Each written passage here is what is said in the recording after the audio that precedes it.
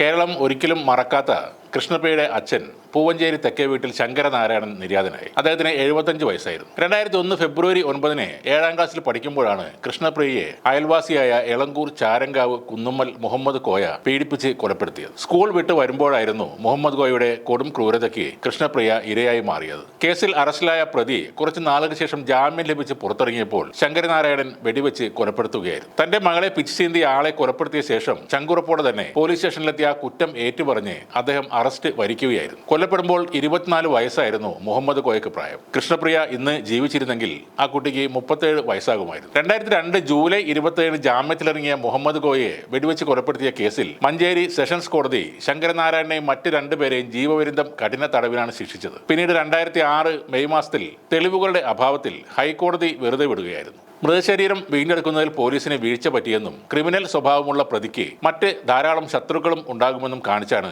കോടതി അന്ന് അദ്ദേഹത്തെ വെറുതെ വിട്ടത്. ശങ്കരനാരായണൻ അർഹിക്കുന്ന ശിക്ഷ തന്നെ കിട്ടണമെന്ന് വാദിക്കുന്നവരും ഉണ്ടായിരുന്നു. തെളിവുകളുടെ അഭാവത്തിൽ വെറുതെ വിടുന്നത് നീതിയല്ലെന്നും പലരും പറഞ്ഞിരുന്നു. എന്നാൽ ശങ്കരനാരായണൻ ഈ കേസിൽ നിന്നും തന്നെ വെറുതെ വിടണമെന്ന് ആഗ്രഹിച്ച് കാണുമോ? ഇല്ല എന്ന് തന്നെയായിരിക്കും സത്യം. തന്റെ മകളെ കൊന്നവനോടുള്ള പ്രതികാരം തീർത്ത അയാൾക്ക് ജയിലും വീടും എല്ലാം ഒരേപോലെയാണ്. മകളുടെ മരണത്തോടെ അയാളുടെ ജീവിതം അവസാനിച്ചതാണ്. മറ്റുള്ള ജയിൽ പുള്ളികൾ പോലും ആദരവോടെ ശങ്കരനാരായണനെ കണ്ടിരുന്നത്. കന്നുകാലികളെ വളർത്തിയായിരുന്നു ശങ്കരനാരായണൻ കുടുംബം പോറ്റിയിരുന്നത്. കൃഷ്ണപ്രിയ മരിച്ച ശേഷം മകളോടൊത്ത് കിടന്നുറങ്ങിയ ആ കിടക്കയിൽ പിന്നീട് ഒരിക്കലും ശങ്കരനാരായണൻ ഉറങ്ങിയിട്ടില്ല. മകളെ ഓർത്ത് കണ്ണീർ തൂകിയാണ് അദ്ദേഹം ജീവിച്ചത്. മരിക്കുന്നത് വരെ അദ്ദേഹം കൃഷ്ണപ്രിയയെക്കുറിച്ച് എപ്പോഴും പറയുമായിരുന്നു എന്നാണ് അയൽവാസികൾ പറയുന്നത്. ഇപ്പോൾ ശങ്കരനാരായണൻ മരണത്തിന് കീഴടങ്ങിയെങ്കിലും കേരളവും മലയാളികളും ഉള്ളിടത്തോളം കാലം ശങ്കരനാരായണൻ എന്ന അച്ഛൻ ഓർമ്മിക്കപ്പെടും. പെൺകുട്ടികൾ ഉള്ളവർക്ക് ഇപ്പോഴും എപ്പോഴും ഒരു ഹീറോ തന്നെയാണ് ശങ്കരനാരായണൻ.